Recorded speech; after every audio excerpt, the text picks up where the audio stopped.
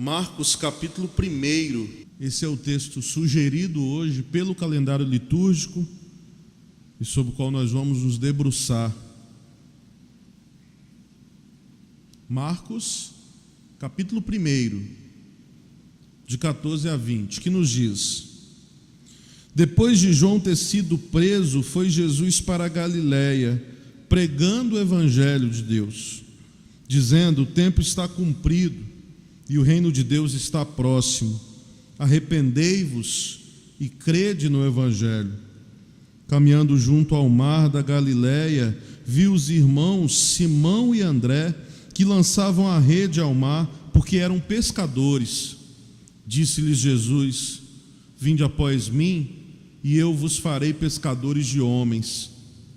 Então eles deixaram imediatamente as redes e o seguiram. Pouco mais adiante viu Tiago, filho de Zebedeu, e João, seu irmão, que estavam no barco consertando as redes, e logo os chamou, deixando eles no barco, a seu pai Zebedeu com os empregados. Seguiram após Jesus. Até aí. Apagaram-se as luzes do Natal. Os magos voltaram, cada um para os seus países. Jesus foi revelado como Filho amado de Deus no batismo. E agora começa o tempo do chamado. Agora começa o tempo de fazer caminho com Jesus.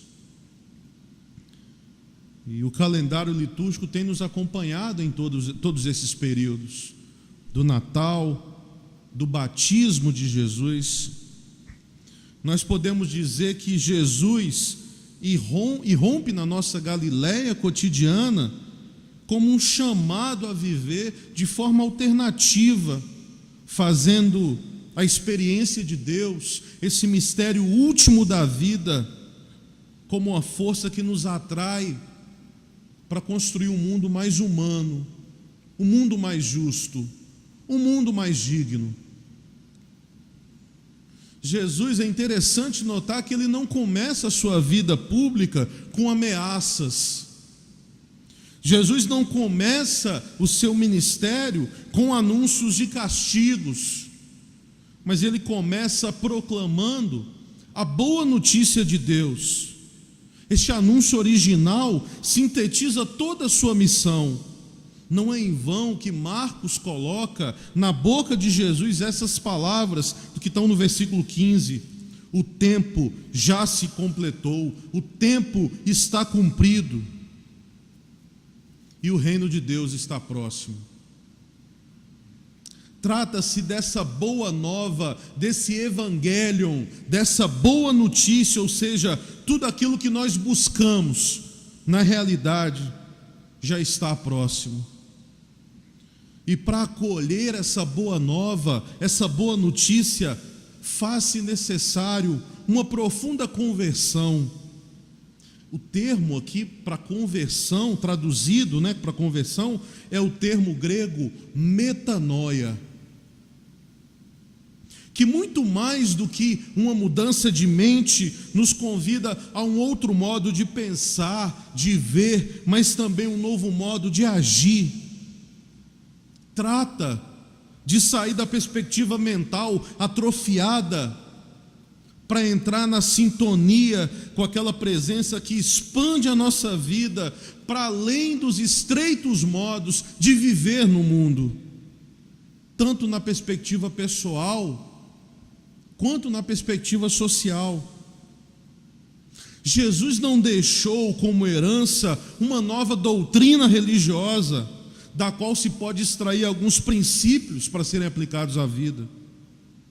O que Jesus nos traz, a partir da sua experiência profética, tomando isso, por que não dizer, de João Batista, é um novo horizonte para assumirmos a história, é um novo paradigma para humanizar a vida, é um marco para construirmos um mundo mais digno, um mundo mais justo. A mensagem de Jesus não provém do interior do sistema imperial, não provém da instituição do templo. Pelo contrário, a mensagem trazida por Jesus desmascara a iniquidade do império e a conivência do templo, sacudindo a indiferença de muitos e redefinindo as expectativas de tantos outros. Jesus não é um escriba judeu, Jesus não é um sacerdote do templo. O objetivo dele não é ensinar uma nova doutrina religiosa, não é, permitam-me dizer, nem mesmo explicar as leis de Deus, não é assegurar o livre direito de culto de Israel. Jesus é um profeta itinerante, Jesus é um homem a caminho, aberto às surpresas de Deus. Jesus caminhava pela Galileia, anunciando um acontecimento, algo que já está ocorrendo, e ele pede para ser escutado, pois quem para escutar esse anúncio do reino, pode ter sua vida mudada.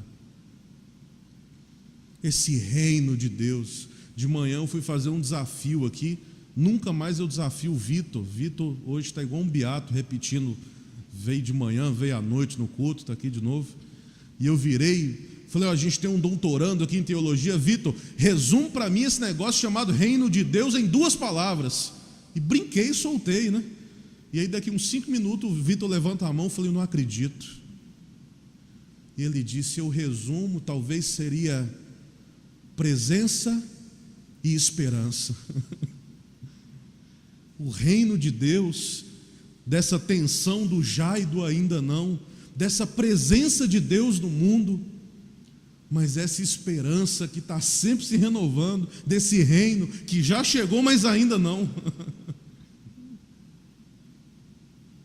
Essa semana, como a gente tem feito ao longo dos últimos anos, de toda semana sentar com os pastores da igreja para discutir os textos litúrgicos, e a gente lendo esse texto, o pastor Samuel contava que uma vez ele participou de uma conferência teológica, e um bando de teólogos discutindo o que é esse reino de Deus, né? O reino de Deus, que alguns falam que é o reino dos céus, e confunde só com essa visão metafísica de reino. E de repente, no meio de toda aquela discussão, um dos pastores teólogos que estavam lá fala, olha, a gente está discutindo aqui, o meu filho está aqui brincando de desenhar, e ele acabou de me dar uma definição de reino de Deus aqui. Será que a gente pode ouvi-lo? Aí foram todos os teólogos parar para ouvir aquela criança, e ela disse, o reino de Deus é o lugar onde Deus reina.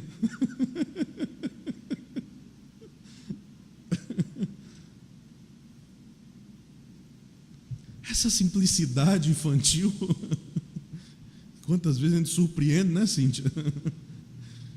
Nós nos surpreendemos, mas essa simplicidade que muitas vezes são elas mesmas, é exatamente essa simplicidade que comunica para a gente. Jesus desencadeia um movimento novo, e é um movimento humanizador que coloca o ser humano no centro dessa missão, no centro disso que a gente chama desse reino. Ele já está experimentando isso nessa presença e convida a todos a compartilhar dessa experiência. Deus está comprometido com a história humana. É preciso mudar e viver tudo de maneira diferente. Nós não sabemos ao certo, talvez por falta de informação que não nos chegou, como reagiram os discípulos de João Batista quando Herodes o encarcerou. Órfãos, né? O seu líder acabou de ser encarcerado, mas nós conhecemos sim a reação de Jesus. Jesus não ficou no deserto, Jesus não se refugiou entre os seus familiares de Nazaré. Jesus, segundo o texto bíblico, e assim começa o texto que a gente leu, depois de João ter sido preso, foi Jesus para Galileia, pregando o evangelho de Deus. Jesus começou a percorrer as aldeias da Galileia, com a mensagem original, com a mensagem surpreendente. E o evangelista Mateus resume dizendo que Jesus partiu para Galiléia proclamando a boa nova de Deus, a boa notícia de Deus, o evangelho de Deus. Jesus anuncia Deus como algo novo e bom. Essa é a mensagem. Cumpriu-se o prazo. E com Jesus começa essa nova era. Porque Deus não quer, queridos, nos deixar sós ante os nossos problemas, sofrimentos e desafios. Deus quer construir junto conosco um mundo mais humano. Jesus surpreende a todos anunciando algo que nenhum profeta até então tinha se atrevido a declarar. E sabe o que Jesus anuncia? Deus já está aqui. Deus já está aqui, o reino de Deus já chegou, com sua força criadora de justiça, tratando de reinar entre nós. Jesus experienciou Deus como essa presença boa e amistosa, que abre caminho entre nós para humanizar a nossa própria vida. Começa um tempo novo, começa uma história nova. Deus não nos deixa sozinhos frente aos nossos conflitos. Deus não nos deixa sós frente aos nossos sofrimentos. Deus não nos deixa sós frente aos nossos desafios. Deus quer construir conosco e junto a nós uma vida mais humana. E para isso é preciso mudar a maneira de pensar e de agir, metanoia. É preciso aprender a viver crendo nessa boa notícia. Isso que Jesus chama de reino de Deus. Interessante, o que Jesus chama de reino de Deus não é uma religião. Quantas vezes nós tentamos institucionalizar isso que é o reino de Deus, né? O reino de Deus não é uma igreja, o reino de Deus não é uma religião, é muito mais. Vai muito mais além das crenças, dos preceitos, dos ritos de qualquer religião. O reino de Deus é uma experiência fundante de Deus, que ressignifica tudo de maneira nova. O reino de Deus é o coração de sua mensagem, é a paixão que o animou durante toda a sua vida. E por isso, toda a vida de Jesus, para seguir as palavras do teólogo Vitor, é um chamado à esperança. Por isso nunca é só a presença do Deus encarnado em nós, mas é esse ainda não, porque a vida só é vida, a vida só é plena quando ela é marcada por aquilo que ainda não veio, quando ela é marcada pela esperança. E viver sem esperança é uma das coisas mais amargas da existência humana.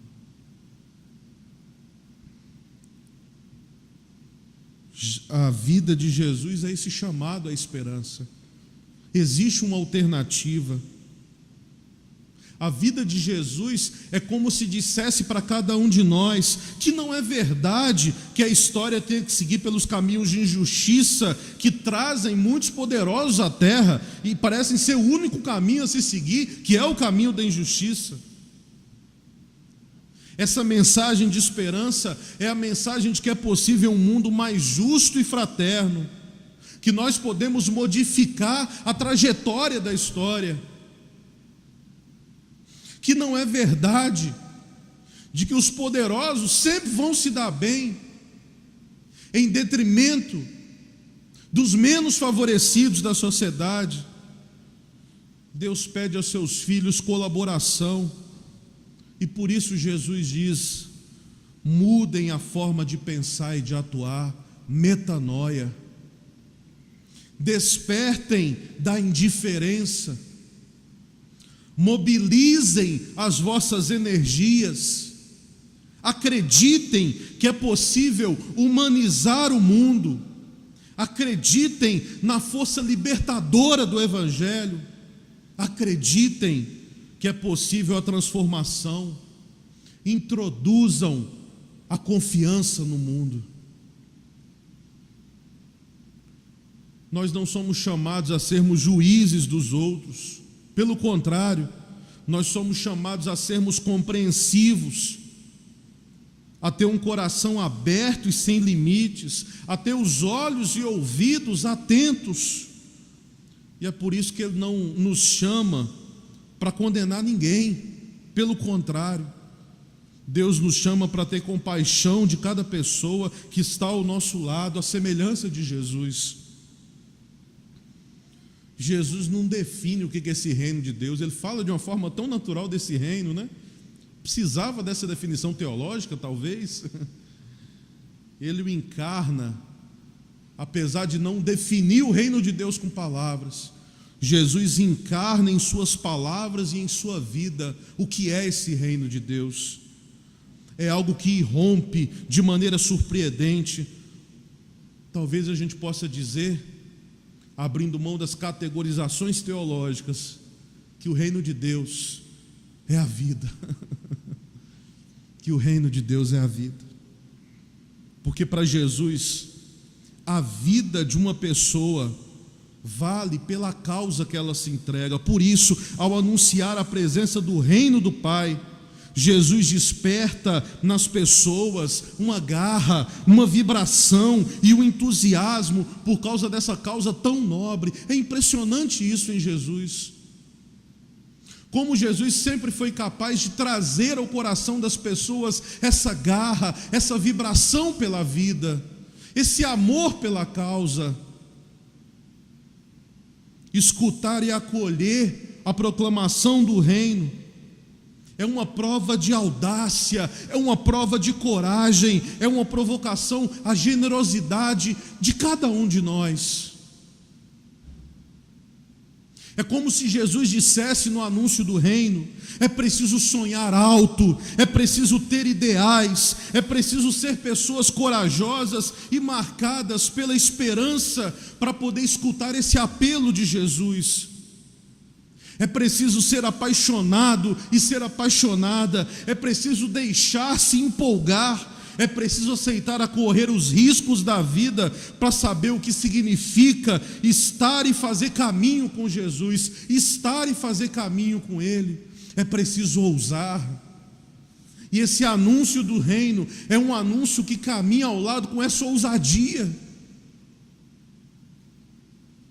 É indispensável uma enorme generosidade para se dedicar incondicionalmente a uma grande causa. É preciso forte dose de ousadia e de coragem para transcender, para a gente aprender a ir além de nós mesmos. Isso me leva a pensar, e essa semana pensando e lendo esse texto, desse chamado de Jesus, desse anúncio do reino, e um anúncio que eu comentava com Samuel essa semana, é algo tão surpreendente, né? Porque Jesus chegava para os outros e falava: vem, e ninguém questionava. Vem, e as pessoas largavam tudo. Devia ser algo tão apaixonante que, cara, eu posso largar a mão de tudo para poder seguir esse anúncio, para poder vibrar nessa vibração desse reino, para poder me entregar nessa entrega desse anúncio. E me levou a pensar nessa semana, no decorrer dessa semana, o que nós temos feito dessa mensagem apaixonante de Jesus. Como muitas vezes nós podemos o esquecer. Como muitas vezes nós temos o substituído. Em que estamos a nos entreter, se o primeiro ou a primeira coisa é sempre procurar o reino de Deus e a sua justiça. Como nós podemos viver tranquilos e tranquilas, observando o projeto criador de Deus, de uma terra cheia de paz e de justiça, ser aniquilado pelos homens? Em sua visita ao Chile, nesse mês, o Papa Francisco estava lendo uma parte de um sermão dele, de uma palavra dele, e ele disse: uma nação, mais do que suas fronteiras, mais do que suas terras, mais do que suas cordilheiras, seus mares, mais do que a sua língua ou tradição. Uma nação é uma missão a cumprir.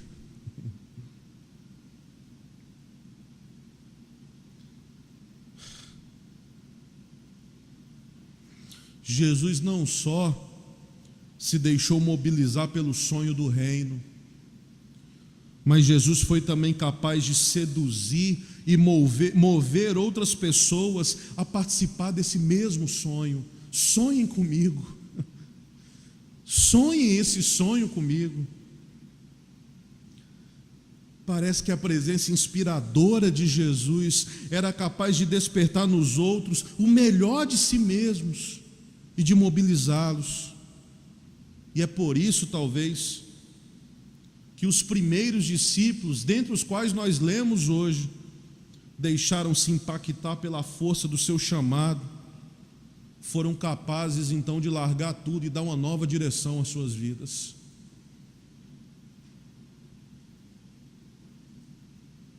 É interessante que todas as narrativas acerca do chamado conservam essa marca intencional de um encontro inesperado e expansivo com Jesus, deixar a vida estreita do lago de Genezaré para entrar no vasto oceano de vida proposto por Jesus. Abrir mão de viver essa vida estreita de um lago para viver uma vida de oceano. Eu tenho lido muito quando o mestrado deixa, o Anselm Grun, que a gente até leu aqui hoje na liturgia, no momento de contrição, e ele conta a história de um sábio que, diante de um dos seus discípulos muito triste, uma tristeza que o consumia, e ele queria lhe dar uma lição, ele pediu a esse jovem discípulo que enchesse uma mão de sal e jogasse num copo e bebesse. Esse discípulo encheu a mão de sal, jogou no copo, bebeu, e o sábio perguntou: qual o gosto da água? E o discípulo, fazendo cara feia, disse: é ruim, claro. Ele então pediu a esse jovem discípulo que enchesse novamente uma mão de sal, e caminharam alguns minutos até um lago, e pediu para ele fazer a mesma coisa, jogar o sal no lago, e depois beber a água e dizer qual o gosto.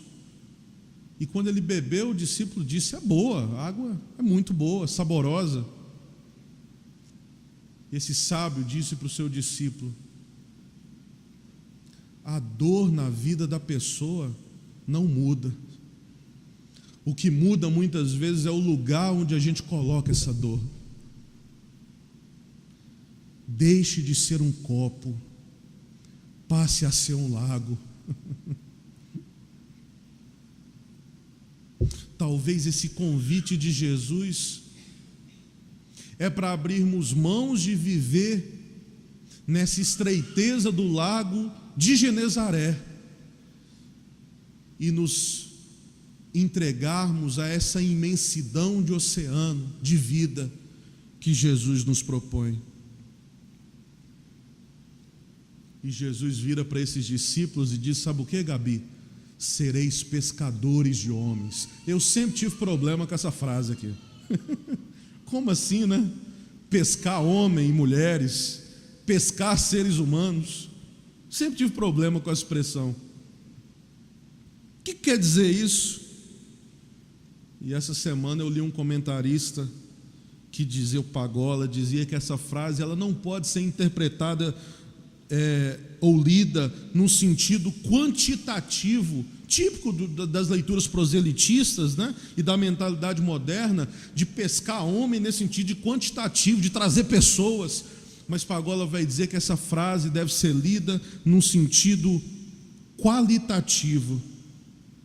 Para ele, pescar homens é extrair o melhor, é extrair a melhor versão humana de cada um de nós, é fazer emergir a autêntica qualidade humana desse mar turvo que somos todos nós. Isso é pescar o humano que cada um de nós carrega dentro de nós. Não, Jesus não veio com sua morte nos tirar do inferno, mas talvez Ele veio tirar com a sua vida o inferno de dentro de nós. Pescar essa humanidade que está perdida dentro de cada um de nós, dentro da nossa sociedade. O convite para pescar homens, que pode parecer uma expressão estranha, evoca a imagem de sair de um meio aquático e começar a respirar. O chamado de Jesus nos confere um sentido completamente novo à nossa própria vida. Nossa vida tem a dimensão do lago de Genezaré ou do oceano da vida proposto por Jesus. Que o Senhor nos abençoe. Amém.